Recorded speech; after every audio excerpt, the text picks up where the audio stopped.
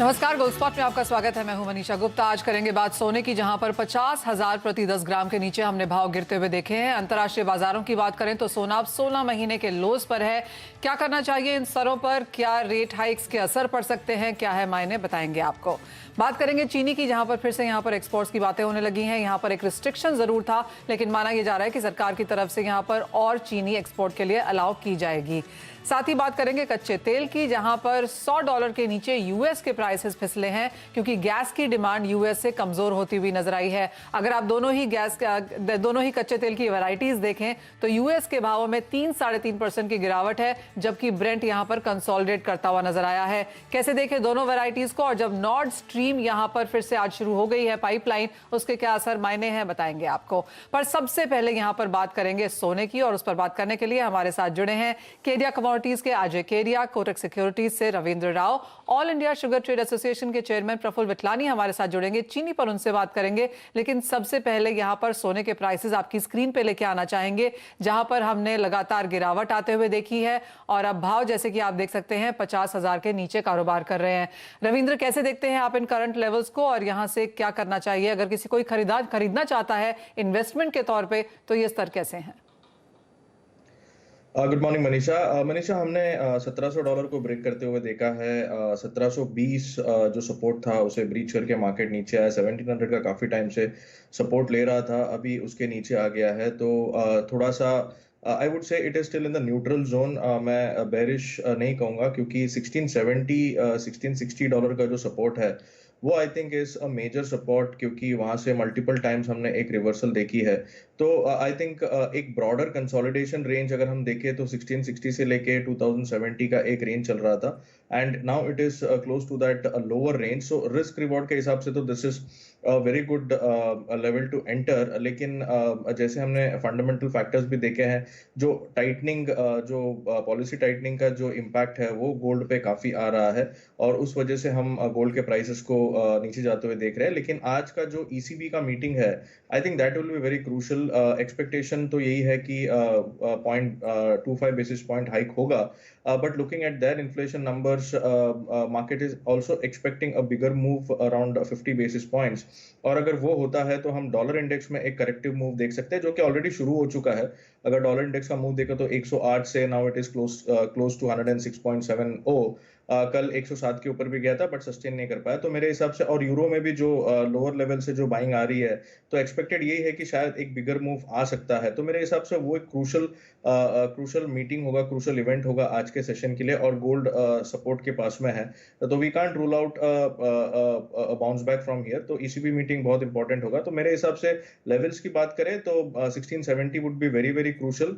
Risk reward काफी अच्छा है यहाँ पे। अगर ईसीबी का बिगर मूव आता है तो we might see a corrective move in dollar index till 105 और हो सकता है कि गोल्ड $1720 के ऊपर भी चला जाए। अगर एमसीएक्स की बात करें तो एमसीएक्स में 49700 का एक बहुत स्ट्रॉन्ग लेवल है, और जो अपसाइड है वो अराउंड 5400 5450 का रेजिस्टेंस है। उसके ऊपर निकल जाता है तो 50,800 तक के लेवल्स भी दिख सकते हैं। तो मेरे हिसाब से वेट करना चाहिए आज के इवेंट के लिए, सपोर्ट्स को वॉच करना चाहिए, और अगर 1720 के ऊपर ये फिर से निकल जाता है स्पॉट गोल्ड, तो मेरे हिसाब से we can say short term temporary bottom is in place, और एक रिवर्सल आ सकता है टुवर्ड्स 1750 1760। तो ईसीबी का रुख क्या रहता है, उस पर नजरें बनी रहेंगी। और हालांकि आशंका तो यही है कि 11 साल में पहली बार ईसीबी दरें बढ़ा सकता है, लेकिन जैसे रविंद्र ने कहा कि आउटकम निकल कर आएगा वो पूरी तरह से प्ले करेगा फर्दर प्राइसेस के मूवमेंट के हिसाब से। लेकिन ग्लोबल सेंट्रल बैंक्स की ओर से जो दरें बढ़ाने का सिलसिला शुरू हुआ है, फेड की मीटिंग पर नजर टिकी हुई, तमाम फैक्टर्स फिलहाल प्रेशर डाल रहे हैं। क्या व्यू प्राइसेस पर, साथ ही साथ इन्वेस्टमेंट और ज्वेलरी बाइंग कैसे हो रही है इन लेवल्स पर, उस पर बातचीत करेंगे। वैभव सर्राफ हमारे साथ मौजूद हैं, जो कि डायरेक्टर हैं एस्प्रा जेम्स एंड ज्वेल्स के। वैभव जी नमस्कार, स्वागत है आपका। पहले तो ये जानना चाहेंगे, जैसे कि हमारे एक्सपर्ट ने भी, रविंद्र जी ने भी वेरियस फैक्टर्स बताए जो कि प्ले कर रहे हैं फिलहाल गोल्ड प्राइसेस को लेकर, आपका सेंस क्या कहता है और कितना नीचे जाने की प्रोबेबिलिटी है प्राइसेस की, और इन लेवल्स पर इन्वेस्टमेंट और ज्वेलरी बाइंग कैसी हो रही है? जी नमस्कार। जैसे कि अगर एंड कंज्यूमर के लेवल से बात करें तो जिन्होंने पिछले महीनों में थोड़े ऊंचे लेवल्स पे बाइंग की है, उनके लिए एक अच्छा मौका है प्राइसेस को एवरेज आउट करने का। और इस लेवल पे हमने बुलियन की बाइंग अच्छी खासी देखी है। कंज्यूमर्स आ रहे हैं, बुलियन की बाइंग हो रही है। ज्वेलरी वाले भी इस लेवल पे, जिनके यहाँ आगे आने वाले फंक्शंस हैं, वो लोग इस लेवल पे जिनके पास अपनी फंड की वो तैयारी कर रखे थे, वो लोग आकर के अभी से आने वाले सीजन के लिए बाइंग कर रहे हैं। ज्वेलरी की अगर ओवरऑल बात करें तो हम लोग को तो मार्केट बहुत ही बुलिश लग रहा है। हम लोगों ने इनफैक्ट अभी 2 नए स्टोर्स का एग्रीमेंट भी साइन किया है जो जल्दी ऑपरेशनल हो जाएंगे। तो हम लोग तो बहुत ही बुलिश हैं आगे आने वाले सीजन का मार्केट को लेकर के। वैभव जी कह रहे हैं कि एक्सपेंशन यहाँ पर जारी हैं और ऑफ कोर्स ये शादियों और फेस्टिवल्स जो अगस्त में स्टार्ट होने वाले हैं उससे पहले की यहाँ पर तैयारी भी है एंड क्लियरली लोअर भावों में यहाँ पर किस तरह की खरीदारी है वो भी जानने की कोशिश करेंगे। जीजेसी के एक्स चेयरमैन नितिन खंडेलवाल जी हमारे साथ अब फोन लाइन पर हैं। नितिन जी नमस्कार। भाव तो अच्छे खासे गिरे हैं लेकिन क्या इस वजह से इन्वेस्टमेंट फिजिकल बाइंग हमने सोने या चांदी में आते हुए देखी है? हाँ बिल्कुल, लोग अभी आ रहे हैं, इंक्वायरी कर रहे हैं और आगे आने वाले शादियों के सीजन के लिए और 50% एडवांस देकर सब ऐसा करके वो लोग सब बाइंग कर रहे हैं। और आज शाम में जो आज यूरो के अंदर जो इंटरेस्ट रेट का आने वाला है, ये अगर 0.5% के आसपास अगर बढ़ जाता है इंटरेस्ट रेट, तो उससे डॉलर इंडेक्स जो है वो कमजोर होगा और डॉलर इंडेक्स अगर कमजोर होगा तो गोल्ड में उसके अंदर डिमांड और बढ़ेंगी और जैसे रेट बढ़ना शुरू होंगे वो डिमांड बढ़ जाएंगी। तो नितिन जी आप कितनी यहाँ पर गिरावट देख रहे हैं प्राइसेस में, क्योंकि 50,000 के स्तर तो हमने टूटते हुए देखे ही हैं। बाजार को लग रहा है कि $1650 पर आउंस भी जाएगा, तो वो इंडियन मार्केट्स में फिर उसके क्या मायने होंगे और आपको लगता है खरीदारी लोग करेंगे? देखिए, इंडियन मार्केट के अंदर सबसे बड़ा जो रोल प्ले कर रहा है वो अभी रुपये और डॉलर का जो है उसके अंदर वो 80 से 82 जाता है या 79 जाता है, उसके बारे में प्रेडिक्ट करना मुश्किल है। अगर ये 80 रुपीज के आसपास भी रहता है तो गिरावट में थोड़ा 2-3% का स्कोप है, लेकिन बढ़ने में स्कोप बहुत ज्यादा है क्योंकि वन साइडेड अप्रैल से लेके अभी तक के नीचे आ रहा है और लोग जिस रेट की राह देख रहे थे 50,000 पे रेट आएगा तो कितने लोगों के नाम नंबर हम लोगों ने लिख के रखे कि 50 आएगा तो इन्फॉर्म करना। अभी हमने पूरे टीम ने इन्फॉर्म करना शुरू करा, लोगों ने अपनी बाइंग शुरू कर दी है, तो ये बहुत अच्छी अपॉर्चुनिटी है। हम तो नए स्टोर के लिए भी परचेस की राह देख रहे थे, उसकी भी परचेसिंग हमने स्टार्ट कर दिया है क्योंकि आने दिवाली में हम एक नया स्टोर लेकर आ रहे हैं। ओके, तो वैभव जी आपने भी एक्सपेंशन की बात तो कही, लेकिन क्या आप भी बुकिंग्स देख रहे हैं? आने वाले शादियों के सीजन से पहले इन स्तरों पर बुकिंग्स क्या बढ़ती हुई दिख रही हैं? इंक्वायरीज बढ़ी हैं क्या? इंक्वायरीज बहुत बढ़ी हैं, बुकिंग्स भी हो रही हैं आने वाले उसके लिए। जैसा नितिन जी ने बोला 50-60% देकर के लोग अपनी ज्वेलरी बुक भी करा रहे हैं। इनफैक्ट कई लोग जिनके पास रेडी फंड अवेलेबल था वो डिलीवरी भी ले रहे हैं गाँव में कि आगे पता नहीं उनके पास फंड अवेलेबल हो ना हो, तो उसके लिए डिलीवरी भी हो रही है। राइट। वैभव जी, नितिन जी, आप दोनों को सबसे पहले तो मुबारकें, बधाई कि आप दोनों ही यहाँ पर एक्सपेंशंस के लिए देख रहे हैं और ऑफ कोर्स इंडस्ट्री के लिए समय भी अच्छा है। भावों में हमने गिरावट आते हुए देखी है और माना यह जा रहा है कि अगस्त में जब रक्षाबंधन, गणपति, ये सब फेस्टिवल्स आने शुरू हो जाते हैं तो खरीदारी यहाँ पर सोने की फिर से बढ़ती है। फेस्टिवल बाइंग और शादियों की खरीदारी भी यहाँ पर आते हुए नजर आएगी, तो उससे पहले यहाँ पर खरीदारी और भावों का गिरना एक अच्छा माना जा रहा है। बहुत शुक्रिया आप दोनों का ही साथ जोड़ने के लिए और सोने पर ये राय भी देने के लिए। आपकी स्क्रीन पे सोना, ना सिर्फ सोना बल्कि चांदी में भी यहां पर मुनाफा वसूली देखने को मिली है। चांदी के भाव भी लगातार यहां पर $19 पर आउंस के नीचे बने हुए हैं। 3 हफ्तों से लगातार हमने इसी तरह के स्तर आते हुए देखे हैं, 55,000 प्रति किलो के लेवल्स चांदी के लिए भी। लेकिन आगे बढ़ेंगे और बात अब यहां पर चीनी की करेंगे, जहां पर भी काफी हद तक खबरें बनी हुई हैं एक्सपोर्ट्स को लेकर और यहां पर सैंक्शंस यहां पर सरकार की तरफ से मिलने की एक्सपेक्टेशन है। हमारे साथ आइस्टा के चेयरमैन प्रफुल्ल विठलानी जुड़े हैं। प्रफुल्ल जी नमस्कार, कैसे देखते हैं आप सरकार की तरफ से ये रिएक्शंस और आपको क्या लगता है किस तरह के एक्सपोर्ट्स देखने को मिल सकते हैं? इंडियन मार्केट्स में आज हमने चीनी नहीं, चीनी के सभी स्टॉक्स में भी अच्छी खासी तेजी आते हुए देखी है। हाँ, ऐसा है कि गवर्नमेंट ने कोई मन तो बना लिया है, ऐसा लग रहा है कि एक्सपोर्ट की परमिशन करीबन 10 लाख टन की मिल जाएगी। पर थोड़े मिक्स न्यूज भी आ रहे हैं कि शायद कोई डिसीजन में कहीं रुकावट आ रही है कि कैबिनेट सेक्रेटरी से तो कोई डिस्कशन होके जीओएम में जा रही है फाइल और जीओएम में ये फाइनल डिसीजन होगा। आज कोई एक न्यूज आर्टिकल भी पढ़ा जिसमें कि अमित शाह जी इसमें डिसीजन लेंगे। अगर अमित शाह जी कोऑपरेटिव मिनिस्टर भी है तो उनको भी साथ में लिया जा रहा है, तो ये डिसीजन लेने में कोई इंटरनल एक बोले ना कि 100% कॉन्फिडेंस से नहीं लिया जा रहा है, तब जाके अमित शाह जी को डिस्टर्ब करना पड़ रहा है कि क्यों, ये एक समझ में नहीं आ रही है बात। तो वैसे तो शेयर्स बढ़ रहे हैं और सबको उम्मीद है कि ये एक्सपोर्ट होगा। हमें भी उम्मीद है, आइस्ता ने भी काफी रिक्वेस्ट की है क्योंकि टाइम हाथ से निकलना नहीं चाहिए। अभी 2 दिन में करीबन 3 से 4% इंटरनेशनल मार्केट गिरी हुई है। हमने सेक्रेटरी साहब को मंडे को मिले थे दिल्ली में 3 दिन पहले, और हमने रिक्वेस्ट की थी कि अभी इंटरनेशनल मार्केट में जो डील्स हो रही है वो अक्टूबर की हो रही है। तो हमें तो पहले ये जो आप 8 lakh tonne, 10 lakh tonne, 12 lakh tonne जो भी एक्सपोर्ट की परमिशन दे सकते हो उसको होए उतनी जल्दी दीजिए, ताकि ये स्पोर्ट की जो काफी अच्छी डिमांड है, जो स्पोर्ट $600 तक भी चला गया था रिफाइंड शुगर का, तो वहां पे एक अच्छी डिमांड है इंटरनेशनल मार्केट में, वो हाथ से निकल नहीं जावे। जो रुपी डिप्रिशिएट हुआ है उसके बेनिफिट अभी हम ले सकेंगे। और थर्ड चीज ये है कि जब पूरे वर्ल्ड में अक्टूबर के रोज शुगर और रिफाइंड के बिजनेस ही सिर्फ हो रहे हैं अभी नियर मंथ का कोई बिजनेस चालू नहीं है। ऐसे टाइम में हमारे हाथ से कहीं ये 31 अक्टूबर के बाद का जो परमिशन अगर देना है तो ट्रेडिंग के लिए, डील्स करने के लिए जल्द से जल्द परमिशन मिल जाए, ये all India sugar trade association ने पर्सनली डेलीगेशन के साथ रिक्वेस्ट की है। पर जिस ढंग से ये थोड़ा इमीडिएट एक्सपोर्ट का भी डिसीजन लेट हो रहा है, इसे थोड़ी एक इंटरनल रिस्क सा लग रहा है। भगवान करे जल्दी अगले बुधवार तक ही शायद आ जाना चाहिए। देखते हैं कि अभी क्या हो रहा है। और ये जो एक न्यूज आर्टिकल भी रही कि अमित शाह जी को क्यों आना पड़ेगा जबकि पीयूष गोयल जी खुद ही ले सकते हैं, तो काफी इंडस्ट्रीज के जो एसोसिएशन है, इस्मा है, नेशनल फेडरेशन है, पवार साहब खुद ने और हमने सबने बोला है कि ये करीबन जो भी विंडो 60 लाख टन अपना ओपनिंग स्टॉक होना चाहिए, उसके बाद एक्स्ट्रा बचता है उसको परमिशन दी जाए। तो उम्मीद करते हैं अगले बुधवार तक आ जाए। तो प्रफुल्ल जी, अगर ये मान के चलें कि अप्रूवल्स मिल जाते हैं तो कितना कंफर्टेबली आपको लगता है कि एक्सपोर्ट कर पाएंगे फिलहाल की सिचुएशन को देखते हुए? और दूसरी तरफ फिलहाल डोमेस्टिक मार्केट में इन्वेंट्री और प्राइसेस की सिचुएशन क्या है? ऐसा है कि जैसे कि अभी ज्वेलरी वालों ने बोला था कि 50% एडवांस दे के लोग आगे की ज्वेलरी हेज कर रहे हैं। यहाँ हमें तो कुछ 50% भी छोड़ो, जैसे ही इंडिया मार्केट में ऐसे बोलती है कि इतना देने को तैयार है, हमारे पास वो 8-10 लाख टन के ऑर्डर रेडी पड़े हुए हैं।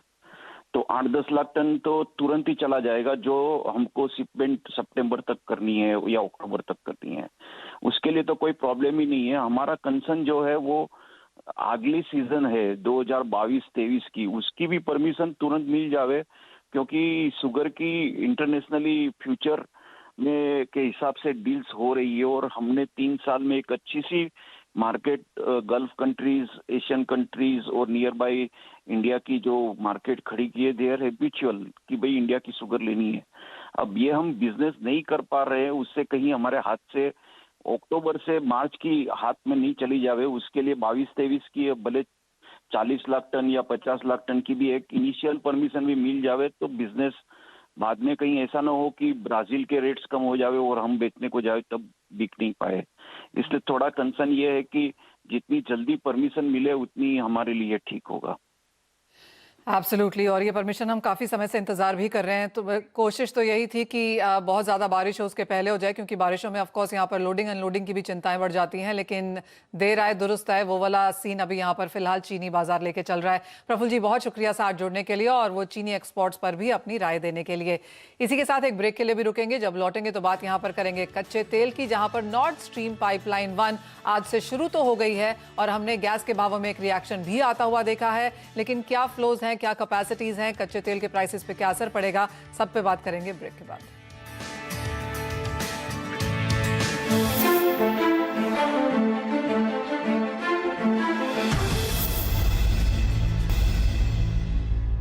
आपका स्वागत है। बात अब हम यहाँ पर गैस की करेंगे, जहाँ पर नॉर्थ स्ट्रीम 1 पाइपलाइन शुरू हो तो चुकी है, लेकिन यहाँ पर जो कैपेसिटी है, जो आउटफ्लोज हैं, वो यहाँ पर काफी कम माने जा रहे हैं। आपको बता दें कि मेंटेनेंस से पहले ही ये 40% क्षमता के साथ काम कर रहा था और अब माना यह जा रहा है कि 20 से 30% क्षमता के साथ ये पाइपलाइन गैस भेजना शुरू कर सकती है। In any case Russian president Putin ने कल ही कह दिया था कि वो एज रिकॉर्ड ऑन टाइम पे इसको शुरू जरूर कर देंगे, लेकिन जब तक वो जो कनाडा से टरबाइन नहीं आ जाता, मरम्मत नहीं पूरी हो जाती तब तक यहाँ पर जो सप्लाईज हैं वो कम रह सकती हैं। इंडियन मार्केट्स में आप देख सकते हैं आधे % की गिरावट के साथ कारोबार। एक नीजक रिएक्शन हमने जरूर देखा था, 3% की गिरावट के साथ इस खबर के साथ काम हुआ था, लेकिन अब खरीदारी निचले स्तरों पर यहाँ पर लौटती हुई नजर आई है। रविंद्र, कैसे देखते हैं आप 620 पर नेचुरल गैस के प्राइसेस, यहाँ से क्या क्यूज रहेंगे? वेल आई थिंक जो नॉर्ड स्ट्रीम पाइपलाइन का जो न्यूज़ है, आई थिंक अगर 40% कैपेसिटी पे शुरू होता है तो I think there might be some impact on prices. नहीं तो मुझे नहीं लगता है कि कोई मेजर इम्पैक्ट होगा। यस, थोड़ा बहुत एक प्राइसेस पे प्रेशर हो सकता है, बट देखना पड़ेगा कि कैसे फ्लोज आ रहे हैं and how what capacity it is, क्या कैपेसिटी फुल हो रहा है। तो मेरे हिसाब से वो इम्पोर्टेंट होगा। प्राइस एक्शन अगर देखें तो मेरे हिसाब से 610 काफी एक अच्छा रेजिस्टेंस था, उसे ब्रीच करके प्राइसेस अभी ऊपर आया है। प्लस यूएस से कूलिंग डिमांड भी है और अभी भी जो अनसर्टेनिटी है रशिया यूक्रेन का, अभी भी it is still in the background. तो मेरे हिसाब से प्राइसेस सपोर्ट लेगा नीचे के लेवल्स पर। 590 बहुत क्रूशल होगा, अगर उसके नीचे जाता है तो I think we might again see selling pressure coming in. लेकिन अगर तब तक देखें तो I think 615 620 would be levels where again buying might resume. और ऊपर में मैं 640 से 660 तक के लेवल्स देख रहा हूँ, प्रोवाइडेड 590 होल्ड्स। अगर 590 निकल जाता है तो again I think we are set in for another bearish move. Otherwise मेरे हिसाब से थोड़ा सा बुलिश मोमेंटम में नेचुरल गैस जा सकता है। अजय, आपका व्यू क्या रहेगा कच्चे तेल पर? यहाँ पे हमने प्राइसेस थोड़े सॉफ्ट होते हुए देखे हैं, क्या स्ट्रैटेजी, क्या व्यू इन लेवल से? Very good morning. डेफिनेटली कच्चे तेल की अगर बात करें तो पिछले हफ्ते जो यूएस प्रेसिडेंट का विजिट था सऊदी में, ये काफी इंपॉर्टेंट था बिकॉज ऑल वर एक्सपेक्टिंग कि यहाँ पे आउटपुट में बढ़ोतरी आ गई, बट ऐसा कुछ हुआ नहीं, जिसके चलते हमने पिछले 2 दिन में एक अच्छा खासा गेन्स आते हुए देखा। But overall demand concern Asian side से बना हुआ है, चाइना को लेकर भी, और अगले स्टेप्स भी जो रहेंगे वो कहीं ना कहीं प्रोडक्शन को बढ़ाते हुए दिखेंगे। तो ओवरऑल मुझे लगता है सेल ऑन रैली की स्ट्रेटजी अपना के चलनी चाहिए। ओवरऑल हम समझते हैं कि वापस अगर हम WTI की बात करें जो 100 के नीचे इस वक्त ट्रेड कर रहा है, वो 93 94 के जोन में, वही ब्रांड की अगर बात करें तो 97 98 के जो ओल्ड जोन है वहां तक आते हुए दिखाई देंगे। डोमेस्टिक मार्केट में रुपया आप कहीं ना कहीं 80 के करीब कंसोलिडेट कर रहा है, और उम्मीद जताई जा रही है कि जैसे ही 27 तारीख की जो फेड की मीट है उसके बाद हम कहीं ना कहीं डॉलर पे अभी से प्रेशर आते हुए देख पा रहे हैं। जो रुपए में अगर अप्रिशिएट होता है तो आई थिंक एक अच्छा सेल ऑफ हम डोमेस्टिक मार्केट पे भी आते हुए देख पाएंगे। तो एज ऑफ नाउ मुझे लगता है डोमेस्टिक मार्केट पे 8250 के ऊपर जाता हुआ नहीं दिखाई दे रहा कच्चा तेल, और डाउन साइड में 7650 तक का भी सपोर्ट आता हुआ देख सकते हैं। बात अब यहाँ पर मेटल्स की भी कर लेते हैं, क्योंकि यहाँ पर भी 2 दिन की तेजी के बाद आज फिर से मुनाफा वसूली लौटती हुई नजर आई है। कहीं ना कहीं एक ही मैक्रो थ्रेड है जो है आज ECB की मीटिंग, जहाँ पर एक एग्रेसिव रेट हाइक की एक्सपेक्टेशन बाजार कर रहा है, और उससे पहले कुछ मुनाफा वसूली जरूर देखने को मिली है। अजय, कैसे देखते हैं आप ओवरऑल मेटल प्राइसेस को, और यहाँ पर क्या करने की राय है?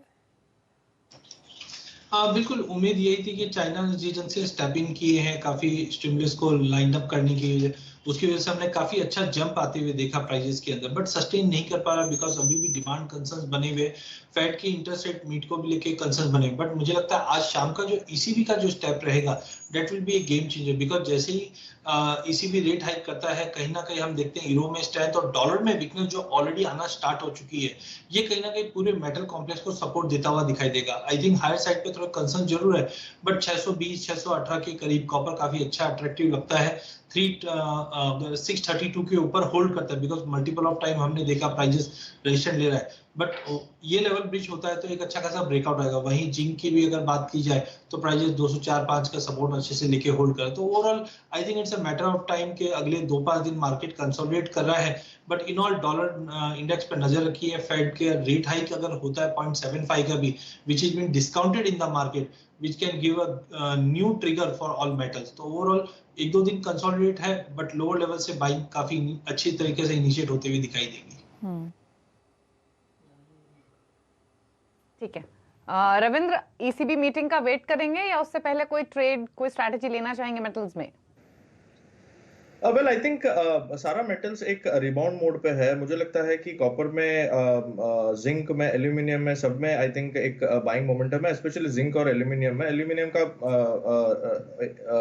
काफी लोअर लेवल के सपोर्ट से मार्केट घूमा है, तो मेरे हिसाब से 214 215 तक के लेवल्स पॉसिबल है।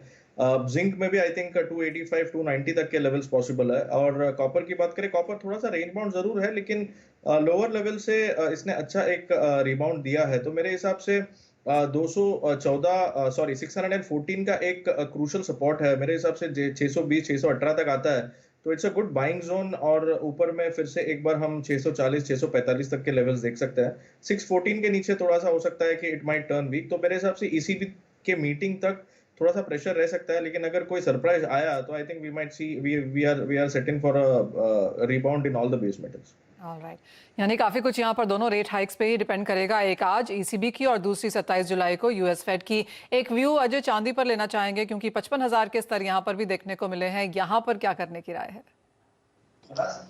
बिल्कुल, अगर पूरी बुलियन की बात करें तो हमने लास्ट वीक से ही मार्केट में एक फॉलोअप देखा है, बट कहीं ना कहीं मार्केट $18.5 के करीब इंटरनेशनल में चांदी सपोर्ट लेते हुए दिखाई दे रही है। हमने ये वीक के अंदर ही देखा चांदी डोमेस्टिक मार्केट में 54,500 का एक स्पाइक दे चुका है ऑलरेडी। तो मुझे लगता है अगले 2 दिन मार्केट कंसोलिडेशन में है, बट कहीं ना कहीं फेड का रेट हाइक जो है वो इंपॉर्टेंट रहेगा। That has been already discounted. तो आई थिंक थोड़ा सा वेट एंड वॉच रखिए। 56-200 के ऊपर अगर क्रिटिकली मार्केट होल्ड करता है तो एक अच्छी खासी शॉर्ट कवरिंग देखी जा सकती है। बट अगला 2 दिन मार्केट एक दायरे में ट्रेड करते हुए दिखाई देगी। शॉर्ट से बचना चाहिए सोने और चांदी। ओके, ठीक है। तो ये स्ट्रैटेजीज आपको मिली हैं तमाम कमोडिटीज पर। हाँ, ईसीबी की मीटिंग पर डेफिनेटली नजरें टिकी हुई हैं, क्योंकि वो बहुत इंपॉर्टेंट है फर्दर प्राइस एक्शन के हिसाब से। शुक्रिया रविंद्र और अजय, आप दोनों का ही आने के लिए शो में और अपने व्यूज देने के लिए। इसी के साथ मुझे और मनीषा जी को दीजिए इजाजत। ब्रेक के उस पर आप देख सकते हैं फ्यूचर एक्सप्रेस। नमस्कार।